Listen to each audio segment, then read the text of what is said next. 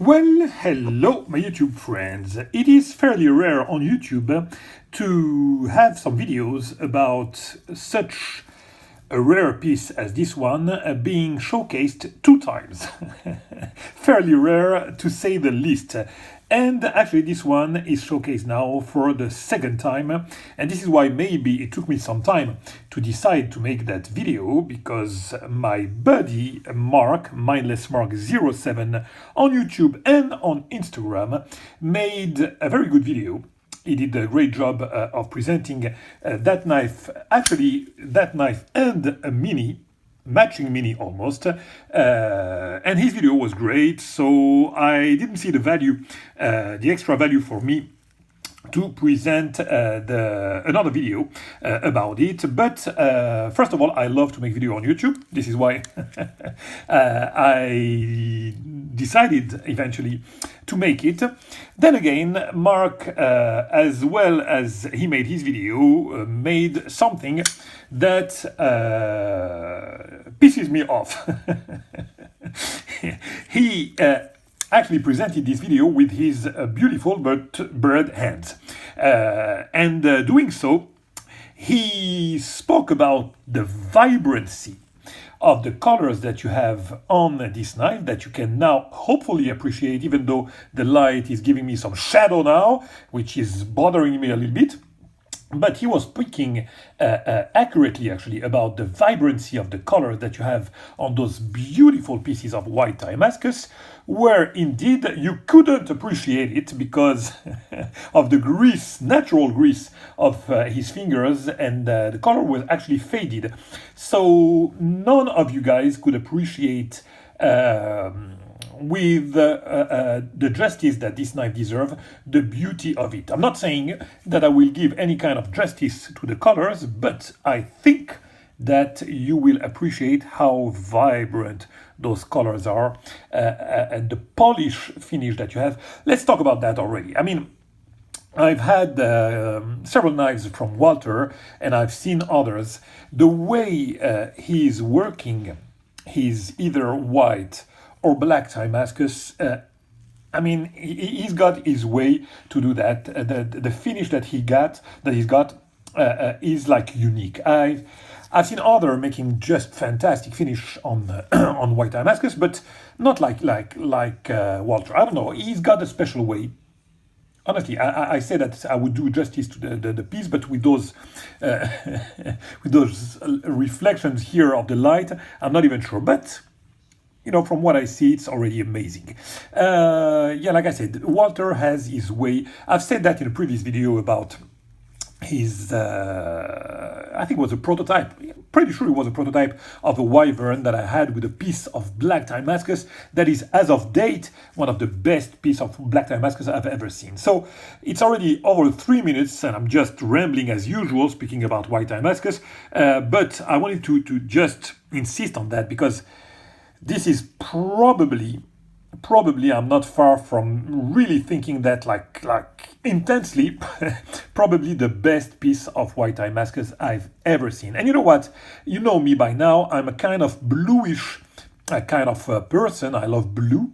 This has some shades of blue, but the main color on this piece is purple, as you can see. I'm less inclined to like purple, but this one is so beautiful. I mean, you don't have only purple, you have those, this piece is just beautiful. Those, you know, brownish, bronzish colors here, some blue also. Here a little bit more blue than on the other side, but overall it's just mesmerizing. That's that's the only word that comes to my mind. And depending on the light, you're gonna see some more blue or some more purple. Beautiful. So yeah, Mark, thank you for the video, but I hope that mine will make you guys appreciate more of this piece. A word about Walter. Walter, I think he's a self-taught guy. He doesn't have teacher like per se. He's like he learned by his own to get to a level now that I agree also with Mark when he said on his video that Walter is today at the highest level, one of the top 5 makers. I definitely agree with that. I mean, I had several of his knives. I kind of liked, but his design first, like the SKF or the Deimos, didn't really make it for me, but the craftsmanship was there already. But he dramatically improved. I want to say that he started maybe in the early 2010, something like that. 2010, self-taught guy, and again he started really high with the quality, but he improved dramatically the past 2 or 3 years. It's incredible having, like I said, a lot of his pieces. I'm telling you right now, this knife that has been made a year or so ago is nothing to compare to what I had before. This is like at the top level of the knife making today. Top level. Along with Rexford, with the very best. I hate to cite names like that, but he's at the top level of the knife making, and this is really, to me, really appreciable to have that knife. I don't even know how in the hell, Mark, you parted with this one, or the next collector had it parted with it. I intend to keep it a lot in my collection, and hopefully I will find a matching piece of Mini, hopefully, at some point, in order to rival with Mark's video with his Mini. Someday, hopefully. So what do we have here? I spoke about Walter already, haven't I? Great maker, great guy, really appreciate the guy. Because you know how it is. You can have great makers and poor human beings. Walter has it all. I mean, along the road, with years, I really got to know him better and hang up with him a little bit and really appreciate the guy, as I do appreciate his skills very, very much. So, a lot of designs. My favorite are the Chaos today, the Wyvern, and of course, by far, my favorite is the Persian. So I'm really, really happy to have such a unique piece in his lineup, because that's like the best I could imagine. Liner lock, full-time Ascus like that, just fantastic. Another thing I wanted to correct about Mark's video, when we're going to start speaking about the scale, which is now, because we need to start this review at some point, is the fact that he said that the color here, the clip as well as the back spacer, he said they were steepled time Ascus. Where indeed, I'm not 100% sure, but I'm almost 100% that is pure titanium. That is steepled. I would appreciate it to be time Ascus. It would add a little more value even on the knife.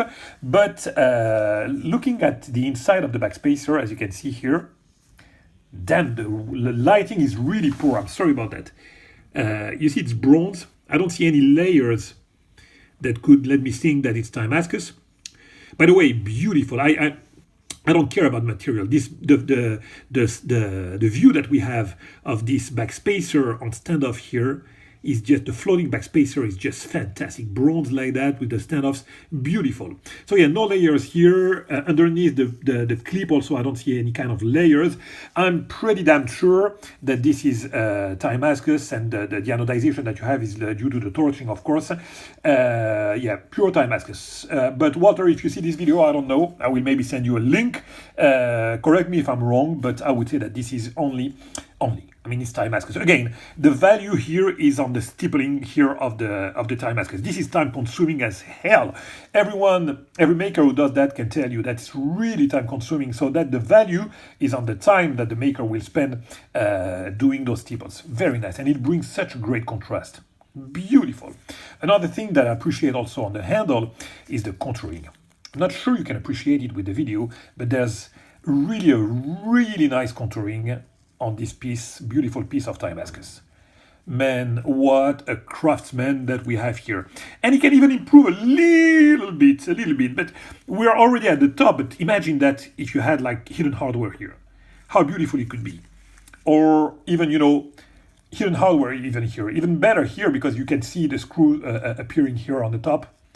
It could be a little bit even better, but we are already, those are the only thing that I would address on this knife. The screws here on the clip, and the fact that it could be hidden hardware. Other than that, we are looking at the closest thing to perfection that a maker can make on a knife.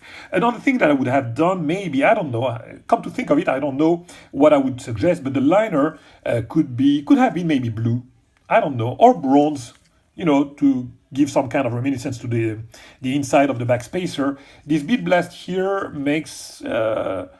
oh, who cares? I mean, it could be different, but that's the only thing. The only thing that I would address are actually cosmetic.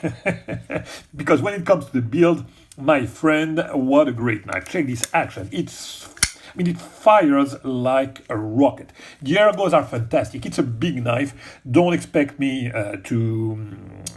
to hold this knife in my pocket. Mark didn't do it, the collector after didn't, and I want this. I'm gonna be the guardian of this masterpiece, and I won't spoil it by carrying it in the pocket. I wouldn't want to have any marks on this beautiful Damascus. So yeah, the action is splendid, fires like a rocket. Mark talked about something, a kind of hydraulic feeling. I would agree. It's really special, and the detail is strong, perfect. But look at that. I mean, it's hard for me to describe that. Just hear that. Boom. You see, it's not sucked inside. We have a fairly long blade, thick blade. It's a liner lock, and yet you cannot break it. So the retention is excellent, absolutely excellent. It fires, like I said, like a rocket.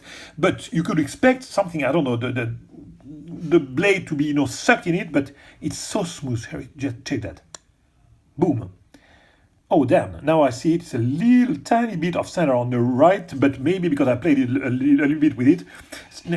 Anything, I mean, I'm sure that when I'm going to tighten the pivot, I'm sorry to present it in that situation, but a tiny bit of screwing here would correct that and would make it perfectly centered. So yeah, very, very nice action. Love it.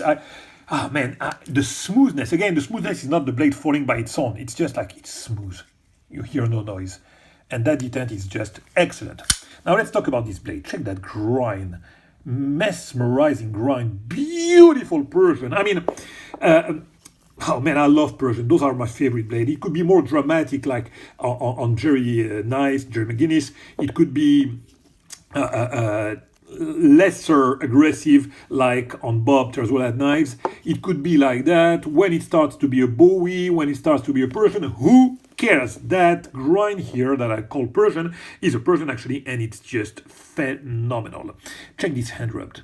Man, this is PSF 27, so it's a powder steel, kind of hard to get, beautiful steel, by the way. Very, very, very nice, holds an edge very nicely, doesn't rust, nothing. Beautiful. That I don't speak that often about material of the blade, but PSF 27 is a great steel to have. Very, very happy to have this blade here, this steel, as I do have on some of my Southards.